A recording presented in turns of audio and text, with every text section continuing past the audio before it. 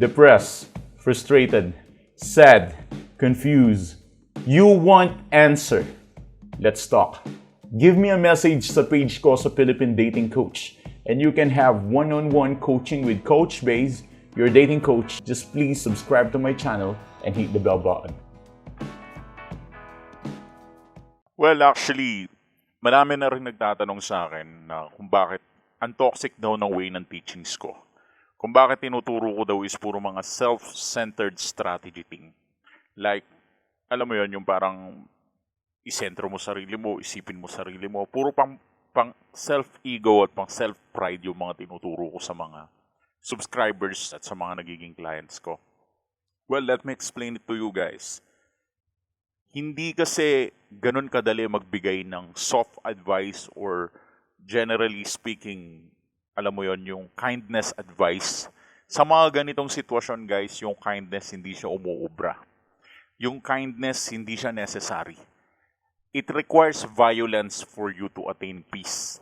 Ganun kalala ang sitwasyon during breakup. At syempre, maraming natotoxican sa ganitong way, pero kailangan mo maging toxic eh. Bakit?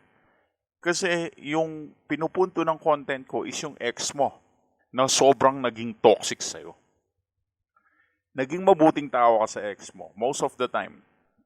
Sabihin na natin na nagkamali ka din, pero tao ka lang kasi nagkakasala ka eh. And because of that, sa mga kasalanan mo na yan, sa mga pagkukulang mo na yan, nagkaroon kayo ng breakup na malala, na parang ramdam mo, laglag ka rin sa ere. Pero hindi lang kasi ikaw ang nagkasala, pati din naman siya. And most of the time, habang pinapanood mo to, nare-realize mo na binigay mo naman lahat. Binigay mo naman yung best mo. Binigay mo naman lahat ng makakaya mo. Pero bakit ginanyan, tinarantado ka, iniwan ka sa ere, ginago ka pa rin. At pagkatapos pinaramdaman sa'yo na wala kang halaga, sobrang toxic ng nararamdaman mo ngayon. Anong gusto mong i-advise ko sa'yo? Puro kindness, okay lang yan, iiyak mo, ganito, ganyan, ganun. Ano mangyayari sa'yo? E di aabusuhin ka ng ex mo, ulit-ulitin niya sa'yo to. At mafe-feel niya na okay lang pala ginagawa niyang pang-toxic sa'yo. Kasi mabait ka naman. Yun yung problema. Kapag masyadong mataas ang halo mo sa ulo at malaki ang halo mo sa ulo, doon ka nila kakawawain. At doon nawawala yung respeto nila sa'yo dahil in the rules of survival, hindi ka capable to defend yourself because you are soft. Kumbaga sa gubat, hindi ka wild, hindi ka katatakutan. Para kang usa na kumakain lang ng damo. Kapag nahuli ka ng leon sa gubat, kain ka, lamon ka. Parang ganun. That is why I'm teaching people how to become self-centered. Pero not in a toxic way naman.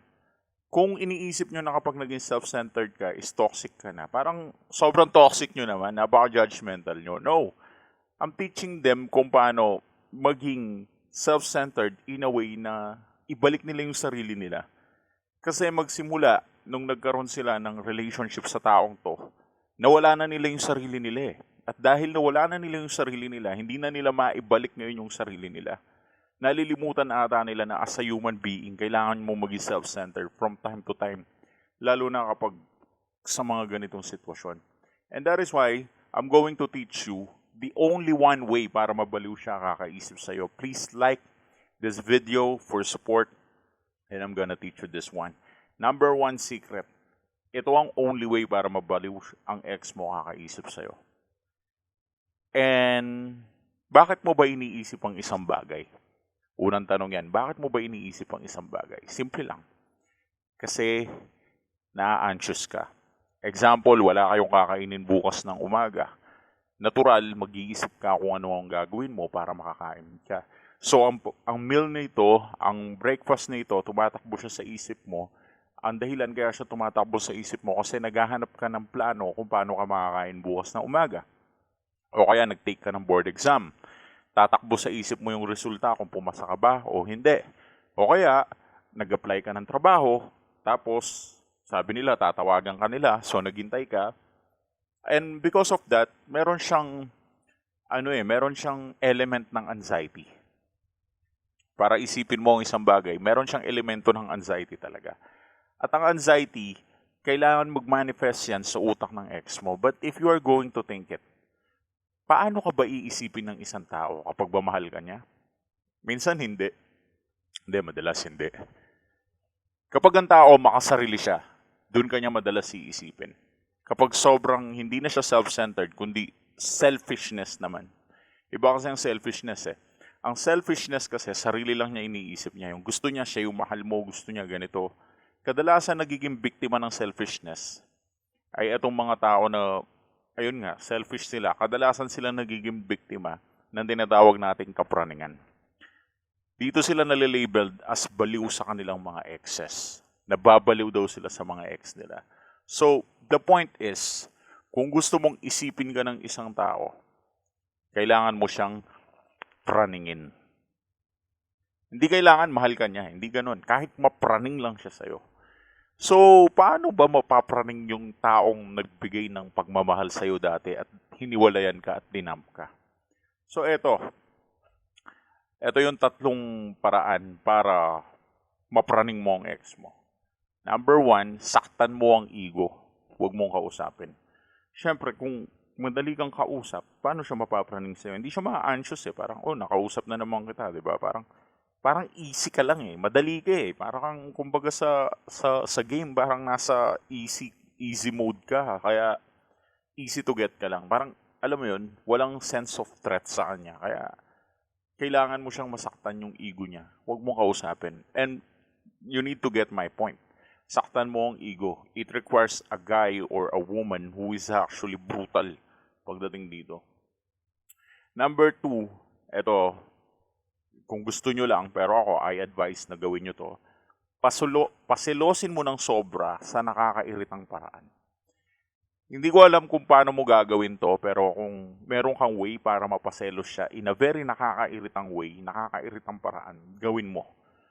Paselosin mo sa nakakairitang paraan. Ikaw na bahala mag-interpret kung ano yun para sa yung nakakairita.